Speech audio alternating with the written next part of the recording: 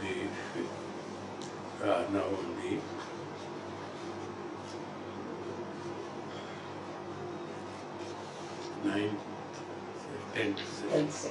10th session. Second verse, second shloka.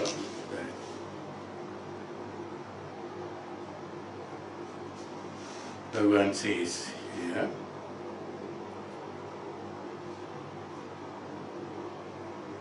Bodho vanya sadhanebhyo hi sachan mokshaiga sadhanam Akasya vaknivajnanam vina moksho na siddhyati Bodho vanya sadhanebhyo hi.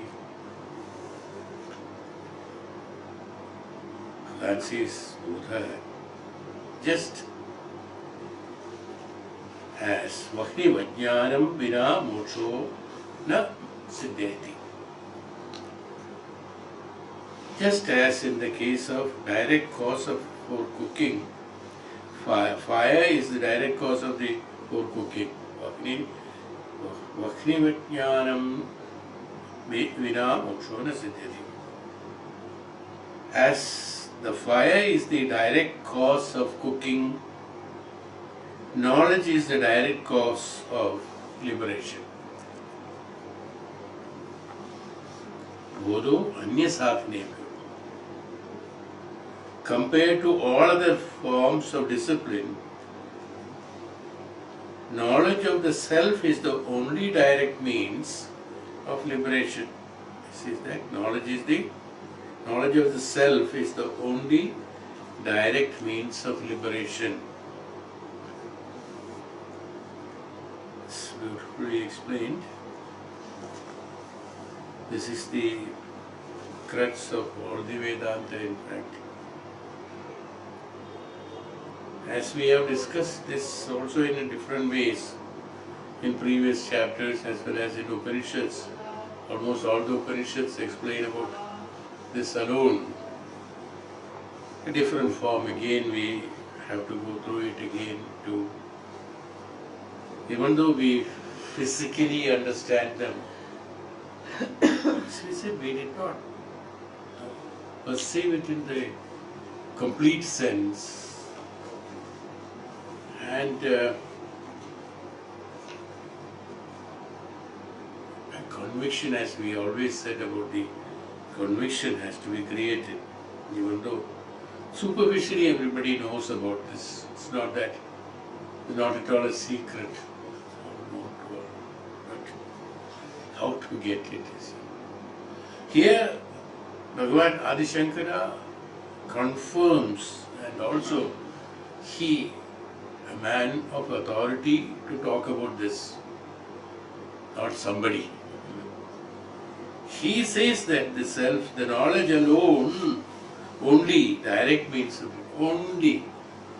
That means he has left out all other options. Nothing is important. Nothing else is not.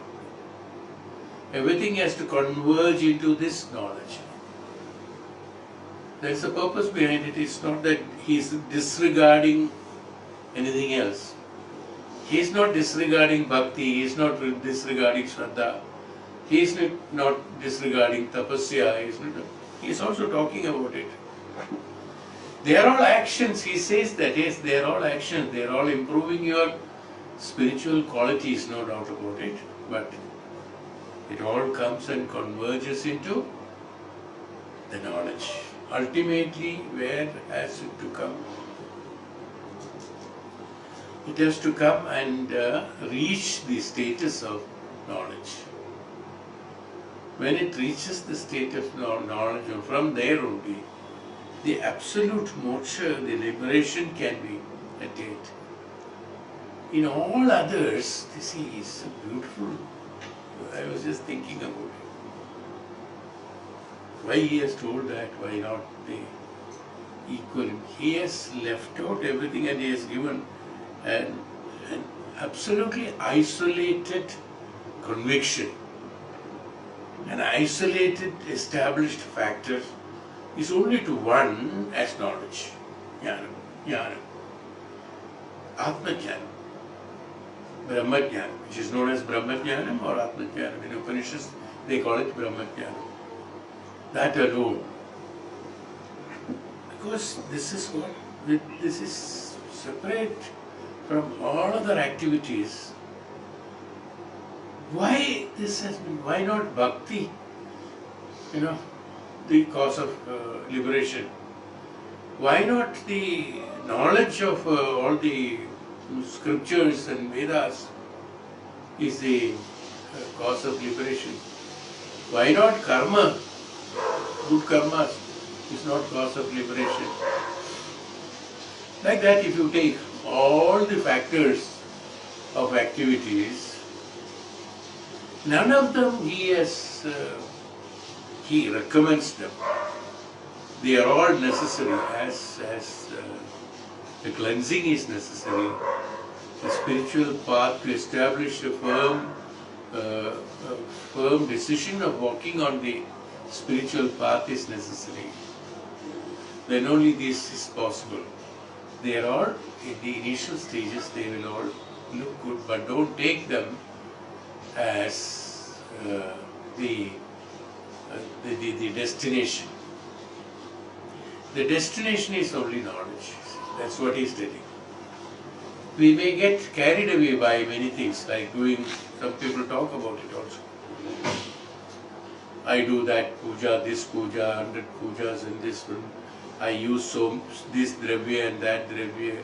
How I make the ghee for Abhishek, how I bring the milk, how I do this. No, they get stuck in that, in the dravya avastha. The real puja sometimes is missed while giving importance to dravyas. So I also explained this in a number of times, of course. I have seen many people visited many of the houses where they are, some people have spent, they boast, and when I went there, they were telling me that. I spent 4 hours on, stitching new clothes, putting on the new clothes to Laddu Gopal and then decorating it and then bring precious stones and put it as mala and things. They spend, in that they spend all the time, and then they think that that is the way of bhakti, They are all okay, fine, no problem, but they are all methods to cleanse your mind. What is cleansing of mind? Where a non-agitative status of mind. At that point of time, that person is not thinking about anything else, only that. That practice, it is not that after 4 hours it is not back to normal. After 4 hours to begin samsara. But at least that 4 hours, it is practice to the mind to be in non-agitative state. And giving an example and giving an experience to the mind that by not getting attached to anything else except only one, how you become happy. This experience is being given by that. You see, it's some kind of that. So if your mind is all the time not getting attracted or attached to anything, and the presence of only this is there, and all other becomes a superimposition. It's not that we are not giving importance to any other thing. No. We are giving due importance to other things, but the absolute established factor in our mind is that Brahman Swayam, Aham Brahmasmi, Atma Jnanam, the absolute knowledge. In other cases, what happens? All other, as I told you, why I had been talking about it, it's so nice. I felt that he established, and the final thing of the man, before getting into the status of liberation, it is a jnana. After that, nothing else is there. Why? Because After gaining the jnanam, there is nothing is attracted or attached to him. In all other activities, including bhakti, including jnana, shastra jnanam, including all the auspicious things and austerities,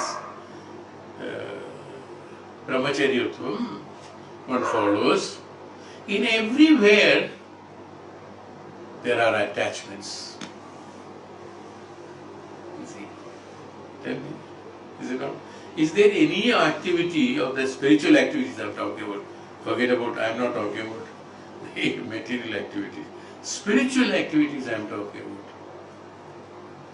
Let us take a studies of scriptures, puja, bhakti, immense bhakti.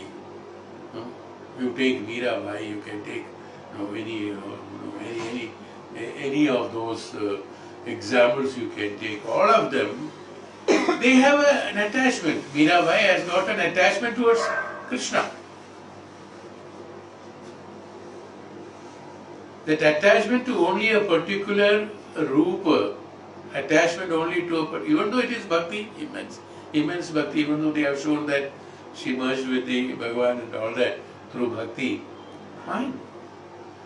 He is not denying that. He says that fine, but during the process, ultimately what Mirabai through bhakti has attained is the jnanam, atma jnanam, that I am not separate from him, neither this body is me, or this mind is me, or anything connected with me, or even my desire to Lord Krishna itself is not me.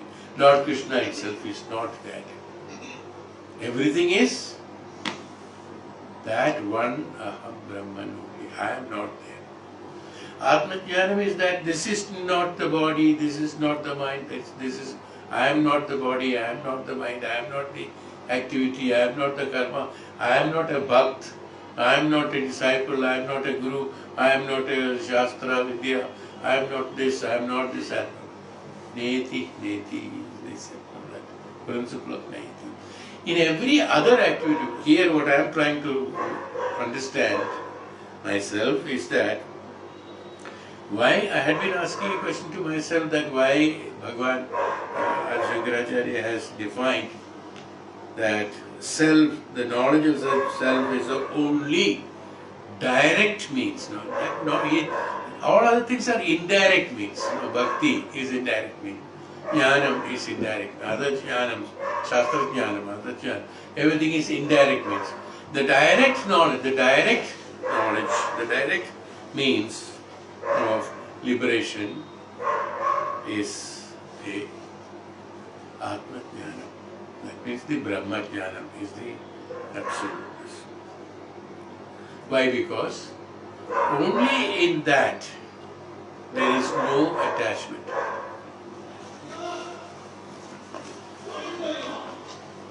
There is no attachment.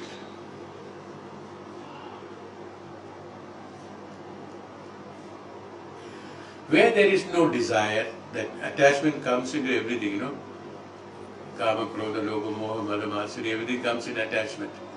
No desire, no attachment. In the status of, he becomes the status of no desire, no attachment, nothing else is there, is called the absolute jnana. For a jnani, he has got everything. For a jnani, for a Brahma jnani, he has everything. There is nothing which is depriving of him. He is not deprived of anything. There is nothing that which is deprived. So when there is nothing, we are relating, here we have to understand technically how we always think of, when attachment we say that we are thinking of the object. That's what where the object is concerned. But we should remember that the attachment, the cause of the attachment is not the object. The cause of the attachment is our own ajnanam, that unless I have that, I am not complete. Is that ajnanam that which makes us attached to something else? I get that only, then only I will be happy. I get that only, then only I'll get moksha. Let us call it as only, let us talk only about spirituality. In bhakti also, when we go to temple only, I'll be satisfied. When I do puja to this particular deity only, then only I'll get moksha. There are people preaching also that you should pray to this, then only you will get moksha and things like that.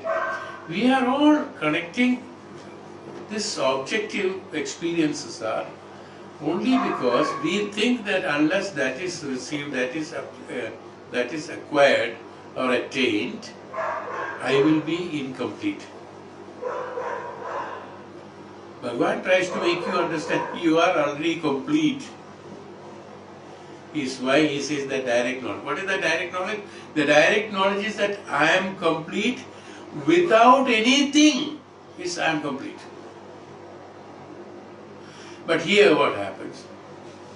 We specify ourselves that I means I have to have my sharira, my mana, my thoughts, my emotions, my attachments, my attractions. Everything is put, as I was explaining 2-3 classes before, that I means consisting of all these put together, anekam put together is me, is what I am thinking. Now I am overpowering what I stated before. You should remember that I have told you in the beginning itself that in each section when we are going further, I am eliminating, or probably it may look that I am contradicting the previous statement based on the Adi Sankaracharya only. I am not contradicting, or Adi Shankara is not contradicting about the previous explanations that he has given. He is going step by step on that so that a person or a beginner, it is easier to walk through that and attain the ultimate, what is the truth. When we go to a destination, before we go to a destination, we describe how to reach there. You go by this, your expenses will be this, these are the problems you attain, then you will have to stay overnight, and then this will happen, that will happen. We explain all that. Explanations of all that is only meant for reaching that particular destination. After reaching that destination, that whatever has been explained is absolutely a waste. No? Because you have already reached there. Now there is no point in thinking that whether I will get a confirmation of the ticket, or whether I will travel, while traveling I will have sickness or not, or I will get a place to stay, or I will get food, or I will have this problem. All that has been eliminated. But this has to be taught before. While planning for reaching the destination, I have to think all this. This is similarly. Each and every chapter when we are advancing, we should remember that we are explaining all those things in order to travel through, to reach the other one. So, what I have explained is that, in the previous classes, that the sharira is anekam, consisting of anekam become one. That means, that's what we said. The consisting of all the organs has become, just in the process of explaining that anekam and ekam, this division has been made. Somebody will highlight that, then they will think that this is what I am. But that is wrong, absolutely, because that thought itself is wrong. I myself, my sharira itself is wrong. My mana itself is wrong. Then where is the question of anekam is right? But what happens? This gets impressed in that, but somebody gives highlight. You should remember that. They are all stepping stones in each and every rung of the ladder. When you put your foot on the particular rung of the ladder, that rung is important at that position at that point of time. The moment I go up, the bottom one is not important to me. No? This is how we go. So you should not consider that the other one is not necessary. One. Second, that is a final decision that has been taken. Oh, you are told that no, that all put together anekam is ekam. So I am the ekam, I am the one consisting of all these organs. I am the ultimate. No, one should not think that. Is why I am saying that. This is what exactly he says also, that even though that these things have been explained, They are meant for finding a path to molding your mind and toning up your mind towards the Ekam. As I told you, you do bhakti, you do prayer, you do bhakti, you do bhakti. The immense bhakti, as Mirabai said, immense bhakti when it happens. For her, for Mirabai, I'm just telling the name of Mirabai came. There are so many like that. There are so many bhaktis. Even Chaitanya Mahaprabhu, he also. He sang and roamed around and things like that. His bhakti, Krishna was his bhakti and things like that. So what happened is that in that bhakti, he immersed himself into that bhakti. From there, he derived the jnanam that I am not there. It's not me. My sharira is not there. It is that alone which is prevalent upon everything. This ultimate jnanam has come to very few through bhakti. Immense knowledge has come. That knowledge is the direct approach, cause for the direct means for the liberation is what the jnana. How you acquire the jnana? There are various ways to acquire the jnana. Here in the Shastras and Vedas, with reasoning, with examples, with experiences, with avoidance, with acceptance, with attachment, with detachment, with denial, we are knowing that none of them are right, this is what is right. So there is no doubt in the mind or in any activity, so that is why the Jnana Yoga or Jnana Marga has been given the highest importance. Now, as I have told number of times earlier also, in any other Marga also, in Bhakti Marga, Karma Yoga, and Sannyasa Yoga, in everything, whatever you practice, you are practicing them only to come and attain the Jnanam of the Self, the Jnanam of the Brahman. That is the ultimate point. From there the liberation takes place. So you are all trying to do in various ways, you are attaining the Jnanam. So here we are directly approaching the Jnana Marga and acquiring all that facts and figures and eliminating the doubts and misunderstandings and the ignorance of the mind by establishing them, by experiencing them, by establishing them, by convincing them, and receives as a conviction and establish as a conviction, then reach into that. This is what the Jnana Marga does. That's why it can be done. That's why Adi Shankara took up this one. So it is the self. That's why he said the self, the knowledge of the self alone. That means Atma Jnanam alone or Brahma Jnanam alone is the direct means of to get the liberation, of the liberation. Not indirect. There are hundreds of indirect means. He said about very specifically the direct means. That means when I know this is the direct mean to liberate, why should I go and waste time in all the indirect means and approaches and come here? See, if I know that if I cross this I am there, do I have to experiment all that and that? But for some people it is necessary. So Bhagavan said that this is the thing. So now, in the previous verse, that's exactly what I explained. In the previous verse, having stated so much about the need for the practice of austerity, practice of brahmacharitam, self-control, and so on, we said about the practicing of many things we have told about it. Tapa, and then discrimination and all those things, and identifying the truth and eliminating that, detaching from the unreal, then having burning desire for attainment of the Brahman and things like that. We explain all that is okay, they are all like this, okay, but they are not. He says that the practice of austerity, self-control and so, one may misunderstand, this is exactly what I said now, one may misunderstand that Discipline alone may lead one to the divine goal. Tapasya is a discipline. Okay, I'll do throughout the day I'm doing meditation. He did not get liberation. There's so many sannyasis did not get liberation. Huh?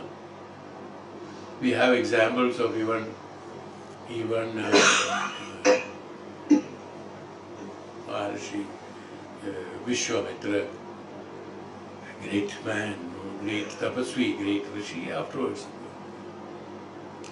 How many times he has failed to reach that. Because he thought that, okay, I am doing this. He was a king, he was a Raja at one point of time. He did meditation, then he got attachment, there was attachment. Then there was attraction, then there was anger, there was fight with Maharshi Vasishtha and all that. So look, so how many times he had to do tapasya? And he had been doing tapasya for thousands of years, okay, number of years, to eliminate all these things. But he thought that no, he would be, he's a rishi, he's a tapasvi, great Maharshi, he has got enormous powers. But that tapopala was, once it is used, it's all gone. Again he had to attain it. Why? Because he was not complete. Because that he could not attain the jnanam, the liberation point had not yet come. For that he had to achieve. He was doing tapasya to become more powerful. Many people are doing that now. Give me powers, like Asurikada it is. Give me that Shakti. Oh, you are there, you are a Guru, you are a Swami, you are this. You give me that power, you give me that. You give me this advantage, you give me that, you give me this, you give me. Okay, maybe even spiritual powers also. Give me. This attachment, you see. Instead of give me, he should be ready or she should be ready in order to submit. I would like to submit. That's why Samarpana Bhava is most important in order. Because other thing, if Samarpana is not there, it is attachment. My Sharira, see, I get the Tapopala, I will become stronger, I will become knowledgeable, I will become this, I can earn more, I can gain more, fame, I can gain this, I can gain that. See, that's all every achievement of ours, whether it is spiritual or material, whatever it is, this will lead us to, even spiritual achievements also, can lead us to that ahankara, can lead us to that ignorance. It leading to ignorance only. Ahankara is ignorance only. Once you get ahankara, it went through. That's why Vishwamitra, after getting that, he said, I will do this. He fought with Maharshi Vasishtha, who is a Brahmajnani. There was a war between them, in fact. The Purana says. They are all examples. Whether it has happened or not, we don't have to break our head on that.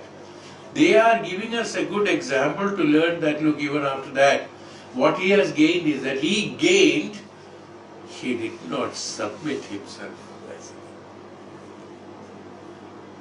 So all that what we are doing is that what? I must get it. Who is the I? I is consisting of this anekam. Which of you we will get? All the cells of your body become ahankari. The finger will start racing like this. The finger has got ahankara, all the cells in that.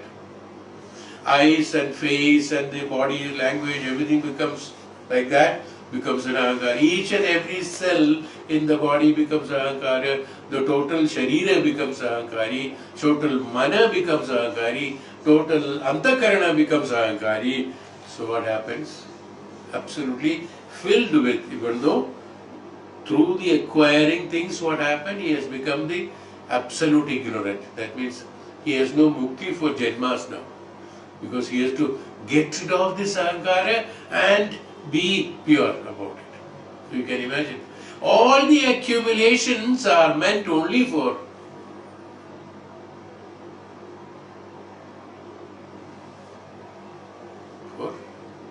disposing of. All what we are buying in our material things is all for disposing of. We buy new clothes today. After 2 years, we have to dispose it of. You eat something, that has to be disposed. You buy something, you have to dispose. You acquire something, you have to dispose, leave it up. Everything that you gain or everything you gain, let me put it, everything you gain, everything you acquire is only for disposing of, detaching from that and removing from that. Is there anything that it can be kept with you permanent? Nothing. Even the practices of meditation, practices of bhakti, practices of jnanam, practice of shastras, nothing is permanent with you. They all have to be slowly and gradually converted into the absolute jnanam that is permanent. Once we gain the jnanam, all the ignorance and the causes of the ignorance can be removed. Ignorance as well as the cause for the ignorance also can be removed, because the cause of the ignorance should be removed. Otherwise it can happen again. It has to remove from the causal level. Karana, Sharira has to be removed. This is what the meaning of direct knowledge of the knowledge of the self is the only direct means of. That's why he said direct means of liberation. All other practices are indirect means towards reaching the knowledge. So long you acquire the knowledge, you don't deviate from the path, even if it is indirect. Let us have that everybody cannot have this approach. Even if it is indirect, let us think that our direction should be, even though it is indirect, our direction should be towards the jnanam only, not for acquiring it and keeping it. No, that will not be with you. Nothing will be staying with you. Somebody has comes here.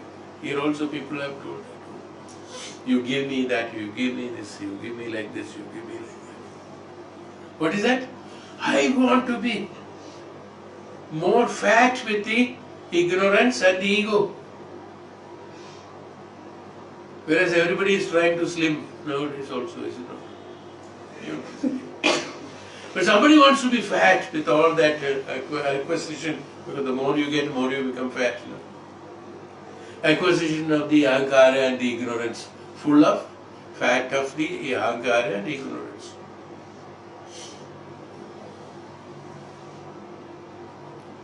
So Bhagavan said, one may misunderstand that the discipline alone may lead one to the divine goal. No. The indirect means you can go through that.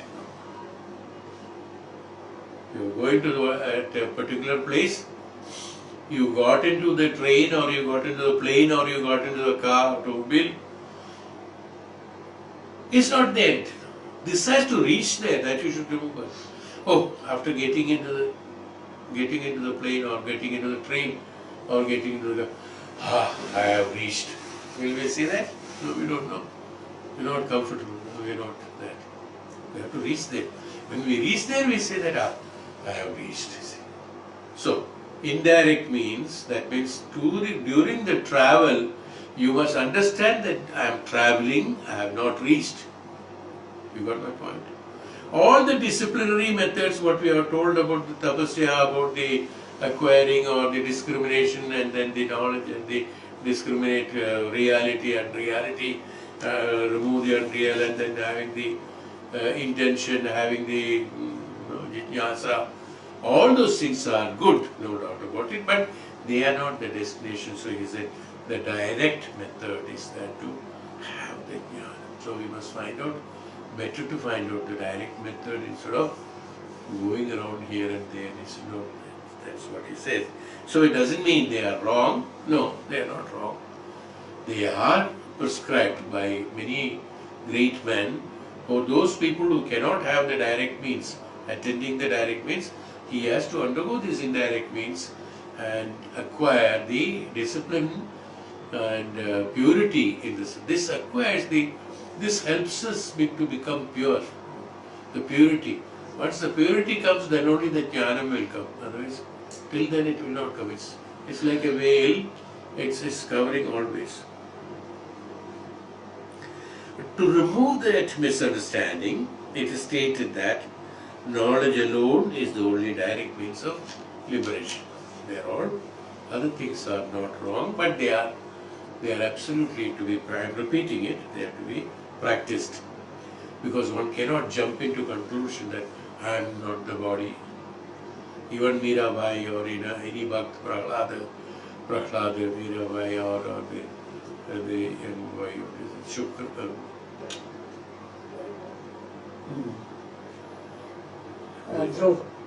Dhruva, like that. There are so many, including so many Bhakts are there, Shabari. Many of them are there. They had to spend long years of practice like that. Then only attained the knowledge and then got the liberation. Till then, one has to do that. That's why he said, Bodho anya sadhyebhyo, nothing else, anya sadhyebhyo. Nothing else, Bodha anya sadhyebhyo, nothing else is important. So the example given here, what is that? Pakasya vakri vijnanam vina moksho na siddhyate. Pakasya vakri vijnanam. Pakasya means pachakam. Pachakam means that cooking. Cooking of the example given is that of subsequent verses in this state.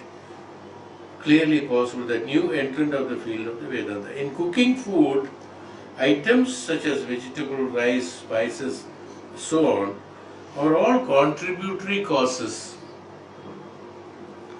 by themselves. They can never constitute food. By putting all those things into the water and just keeping on the stove, it won't cook unless the fire is there. Once the fire, so long the fire is there, it cooks. That's all. The direct means to cook is only fire. There is no other way. There is no other way. All other things, even if you try, they all will be practices to attain the fire, to gain the fire. Fire in whichever form it is firewood or biogas or cow dung or petrol or kerosene or whatever medium you can use. Those mediums has got no importance. Ultimately the fire is important, that to cook the food. Then only it can get cooked. Similarly, that fire is that nothing other than that fire is that knowledge, jnanam. That jnanam alone can get liberation from all this. From all these misunderstandings, all these misconceptions, all this ignorance, jnanam in us, that this is what it is. How we behave, you see, because of the jnanam only, that I am that, I am this, I am that, I want this, I want this. Sukha, dukkha, kashta, what are all complications because of ignorance. Sukha, dukkha, kashta, ajnana, avidya, shatuta, mitrata, everything is ajnana only. Everything. So, the true jnana is that who am I? Again, comes to that. Who am I? Similarly, the performance of the rituals, offering of gifts, many are very satisfied that I did this puja, that puja. I told you last time, or a few classes before. What is it? Once in 2 years, Ganga Snanam, Kumbha Mela. Went to Kumbha and dipped in the cold water, came back with cold and pneumonia, and I have washed off all my papas. Absolutely no. The papas are still established inside and it is kept there. Till the time you remove them, any amount of Ganga Snanam will not remove the sins. Remember that. They are symbolic. They are symbolic. What is Ganga Snanam? Is it wrong? That means many great men have written about the Ganga Snanam. Is it wrong? No, not at all wrong. But before Ganga Snanam, we have to understand what is the explanation about Ganga. Ganga is a purity, they said. What is it? Where it has come from? It has come from the Pada of the Mahavishnu, flown up and then came back and fell, stored in Shiva's head, Bhagavan, Shiva's head. Then it came to the Kamandalu, then it came to Brahma's Kamandalu. Then, slowly it has been released. Where all it travelled? All Brahma, Vishnu, Maheshwara, Brahma, Vishnu, Maheshwara, all the Tridevas. That means all the qualities, all the purity, it has been flowing. Came to the Kamandalu, kept with the Brahman, Jnani. Who is the Brahma? Vedic Jnani. With all the 4 Vedas he has got in that. There in his Kamandalu, the Ganga has been stored for some time, acquired the Brahma Jnanam or the Veda Jnanam, Shastra Jnanam, slowly released it to Ganges. In that Ganga, if you dip yourself, you get cleansed. Your sins are cleansed. Now you got it. What is the Ganga? Is it the jala? Is the physical dipping of your dirty hair or body into that? No. Again, the Atmabodha, acquiring the jnana. If you acquire from where? Into purity. You have to dip into purity is the meaning of dipping into Ganga. Well, Ganga has got other, Ganga Jala has got other importance and things like that. But when we say that dipping into Ganga will remove our sins, is absolutely a wrong concept. It has been given to you to understand that. Understand that this Ganga, which was flown through the feet of the great men, great noble souls, great noble jnanis, the authorities of jnanam, authorities of the Veda jnanam, Shastra jnanam. That Ganga where you dip, that means dip means dip yourself in, means what? Nothing of you is there, everything is filled with that alone. When you are dipping something, that alone will be there. That is what is called Ganga Snanam. Ganga Snanam. In that Ganga you should do Snanam. Not in Hooghly.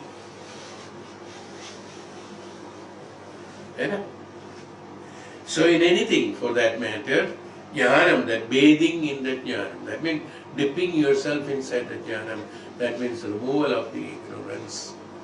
This is where the Ganga jnanam is important. Similarly, why he said that performance of rituals. Rituals are necessary, but then what? Only for the purpose of purity. To acquire the Shraddha. Why Shraddha? So that the mind is absolutely pure only in that. That's the Shraddha. That Shraddha will lead you to Bhakti. Shraddha, first is Shraddha, Shraddha will lead you to Bhakti, Bhakti will lead you to Jnanam, Jnanam will lead you to Moksha. This is how it regulates and it goes. So, offering of gifts, as I told last class also, many people think that offering of many diamonds, many things to God, to temples or to other things or to even for charity, even for this, many other things, gifts, Lord will give. No, it will give you some kind of purification in your mind. Your quality of dana shakti will increase. But nowadays I think many people do danam for, again, to acquire fat, to become more fat with ahankara and ignorance. Practice of austerities, brahmacharyatam, practicing as austerities for the purpose of acquiring it, then it's wrong. Brahmacharyatam should be Brahma Acharyatam. That Acharati iti Acharya. Control of the mind. We say that, oh, mind control the mind, not deciding, not being there. Fine, good, it's no doubt, it's not bad. But that doesn't lead you to jnanam.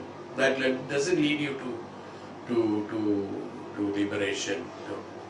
That is one of the methods to get the discipline. No?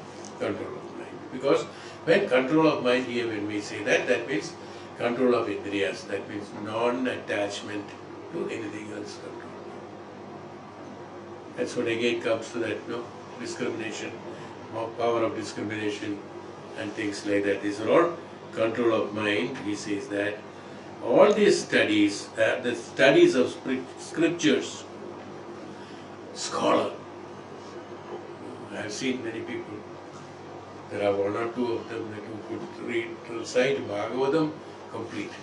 You can imagine how many shlokas, Mahabharata, like that. Many things they can recite and become the known. Plus also knows the subject. It's not that just reading alone. They know it. But they will not get the moksha, mukti. No, that alone is not enough. From that, they have to acquire the jnana. That alone will not be great. That is one path towards to understand. All Bhagavatam, after reading all the Bhagavatam, in the last chapter once he realizes that, look, this is, I am the Brahman, I am Brahmasmi, all the Bhagavatam is not necessary, only that will take him to moksha and mukti.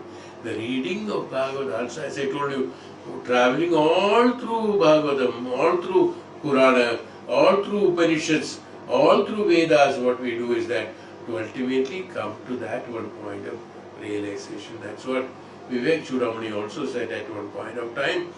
You have to release, everything has to be rejected, everything has to be renounced, everything has to be renounced, including the knowledge that you have got has to be renounced. Because that has been acquired. Anything that has been acquired by you, that has been received by you, that has been taken by you, has to be renounced, then only you will become yourself. Everything that you are acquiring, everything you are gaining, everything you are learning, everything you are achieving is to attaching all of them to you. When you renounce all of them completely, then the you is the Brahman. Otherwise they are all attachments, acquisitions. That what you acquire, that what you accumulate, that what you accumulate, you will make you fat with ignorance and ahankara and ego, that's all. That's why in the beginning itself, Bhagavan says, in the beginning itself in Upanishads, they say that what is the starting? Samarpana bhava, sama arpanam. Oh, everything that I have got, samarpayami, samarpayami. I am completely doing samarpana, is that. So that means releasing everything. All other things are you are attaching yourself. That means acquiring. That means you are putting on to you. Where are you acquiring to? There has to be some place. Suppose we say that accumulate something. Bring the clothes. Buy 10 pairs of dress. No. But to keep that you have to have a wardrobe. No. You have to have something to keep that. Then only you can buy them. Where will you keep? In your wardrobe. What becomes? Who becomes fatter? The wardrobe becomes full. To make you empty, what happens? All this have to be thrown out one day. Whatever you acquire has to be, makes you fat with ignorance and ahankara, ego. All that have to be renounced. That's why samarpana. That everything has to be renounced at one day, including the study of scriptures, power of discrimination, are all no doubt helpful factors. Confirms.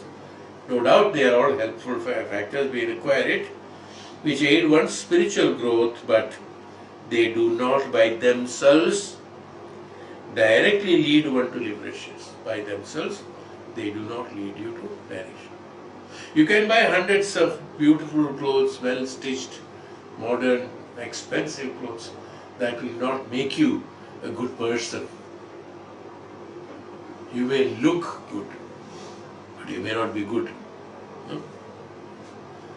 To have good, you have to renounce everything. Not looking good. So, lead to liberation. Liberation is possible only when the knowledge of the self is gained and the glory of one true self is rediscovered. Is it rediscovered? Because it's already there. It was there, you knew it, then you accumulated it. Once you renounce all of them, you will rediscover, it is there, finding a treasure. After crossing all the obstacles, finally you find the treasure. And you renounce everything. That's called the rediscovery of the self. This point is elaborated. This point is elaborated in the next verse. Like that. One after they give confirmation of one after. Gradually we are going. So, liberation from the ignorance that I am the body, I am superpower. Many individuals, many countries, many societies, many religions, many groups, many cults, they all fight for what?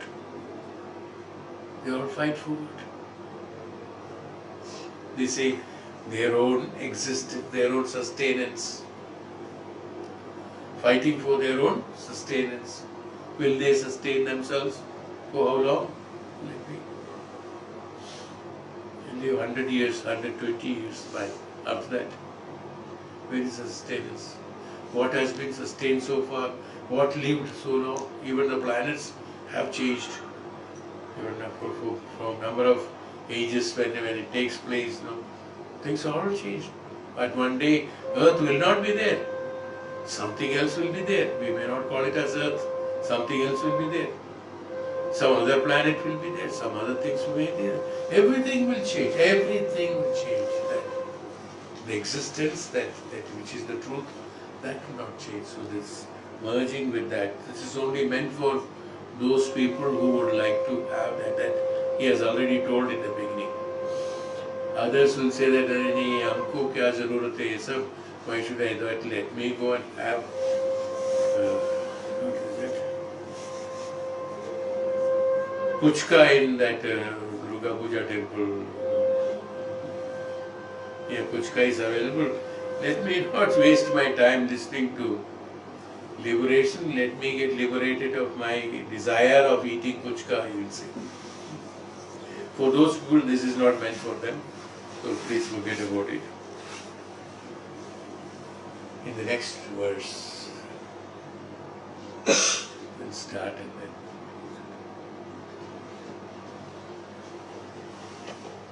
Next verse in the verse 3, Shloka 3, Bhagavan says, Avirodhitaya karma na vidyam vinivartayet vidya vidyam nihantyeva tejastimirangam timirasangam timirasangacham tejasmik timirasangacham Avirodhita karmana vidyam vinivartayet vidya vidyam nihantyeva tejasasmira sangavat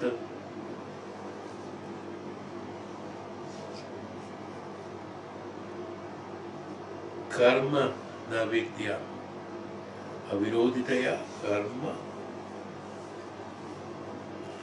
na vidyam vinivartayet. Action cannot destroy ignorance.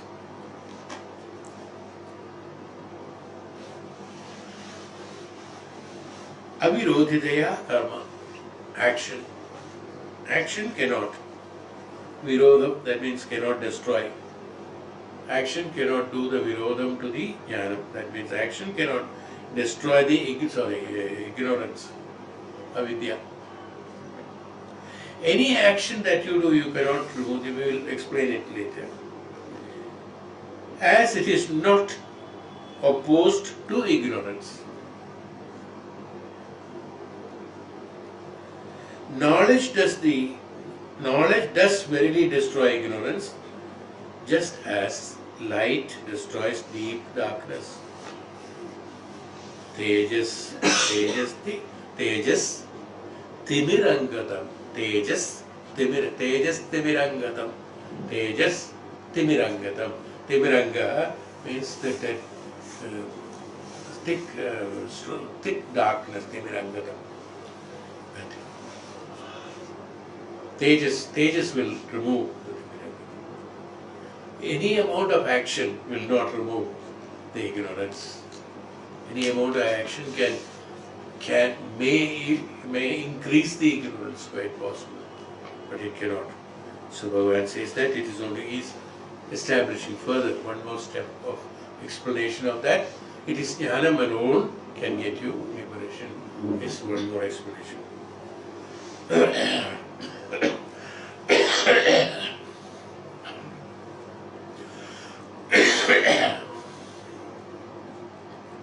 Why is it not possible for the austerities and the discipline to give what knowledge can offer us?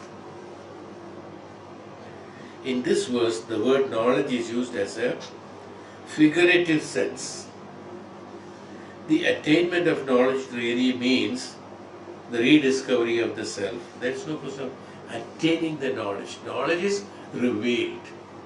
Knowledge is revealed. Knowledge is just revelation. It's not learned, it is not acquired, it is not gained, nothing like that. Some people say, no, give me knowledge.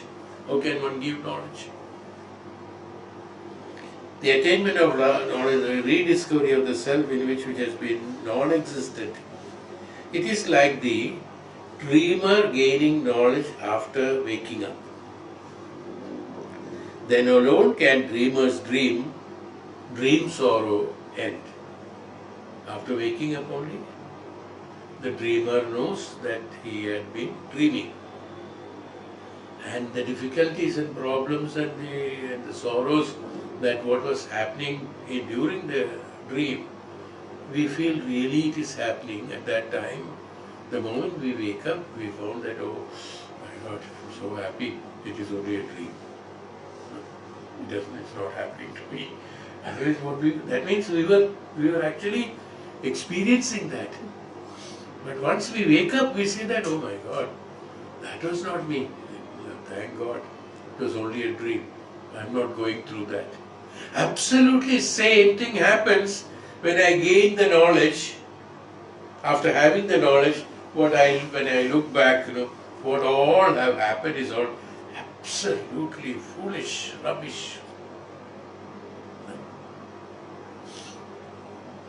Right? An example is there. We always say that in childhood we used to be doing that, doing this, that mischief, this mischief. Today we feel that's all, how we put a very convenient name to all those unwanted activities, childish activities. Because I'm saying, not because I knew it, because I was a child I did that. It's a big escape, no doubt about it, but no way.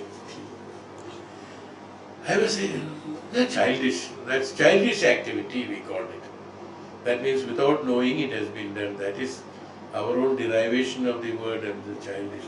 Whatever, whether child or grown up, done is done. No doubt. Destruction is there. So it is like that. See, even in our material life also, we are saying that in our previous life, sometimes we also look back few years back. Even why child, even after we have grown as adults, done so much of mistakes and unwanted things. Today, as an old man, when you look back, like what all should not have done it. So many mistakes. Only they are projecting, like it comes in the dreams, it comes that. Now, when we realize that, all that is all. When you are eliminating all that, you will find 90% of all the activities, all these years, what you have acquired, 80 years old, 80 years, what you have acquired all these years, out of that, 90% are the ones which are to be eliminated. It's only 10% that can be, or something is good we have done. Good not for others, good for me. my realization, my revelation, my mukti, my moksha for that. We have done so many good things, it's not that. It may be for helping others, helping family, helping many people or things like that. They are not what I am talking about. I am talking about that what you have done, what you have learned, what you have acquired for the purpose of learning yourself to be liberated from all this, is hardly very, very, maybe you can count on fingertips to that what you have done. All other things are many things we don't accept. That disgrace really means. So what happens that when after coming out of such dream, that's today that is dream only. That's what we have passed. When we came out of that and looked back, my God.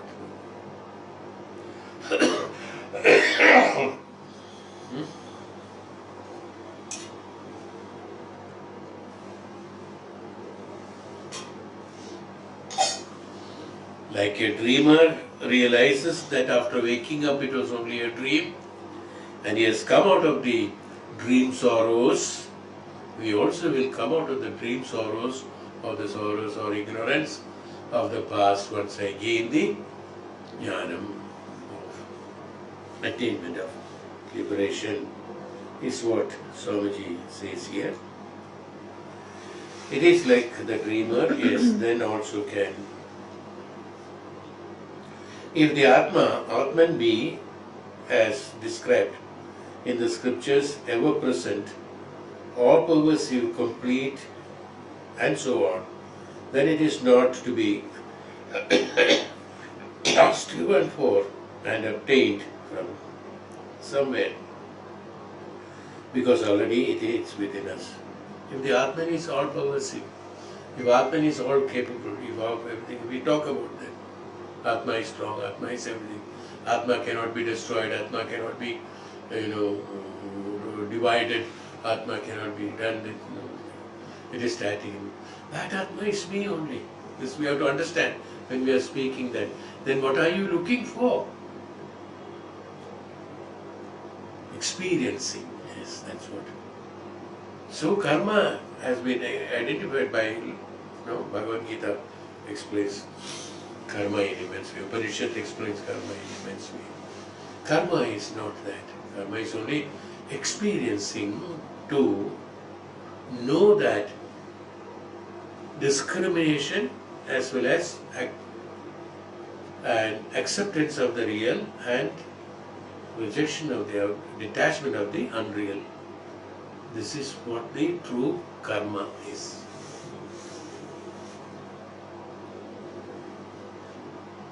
When if it is all pervasive, it is here in me also. Atma is all pervasive, Brahman is all pervasive. It is in me also. Is what therefore, if one divine actions do not, in the sense of direct cause and effect, lead to the knowledge of the self. Any cause and effect, any direct cause and effect, any karma will have cause and effect. Karma is based principle. Karma's principle itself, cause and effect. Karya, Karana. If only helps in cleansing, it all helps in cleansing the inner equipments to perfection. They are all helping. Yes, karma is required. And when we are born as human beings, we have to execute our karmas. But execution of karmas should be, this I had been talking for so long, I think. Execution of karmas should be for the purpose of exhausting them, not for accumulating. In order to surrender, we have to do karma for the purpose of removing of that, surrendering, renunciation, not for acquiring and becoming fat with ego and ignorance. No, not that. It is to shed, it is to remove, it is to release, it is to take out all that what is there inside us is what is necessary. And now we'll talk about the darkness. Next paralysis of the, we said about the darkness, Timiranga, Tam we said how the knowledge removes the mirror.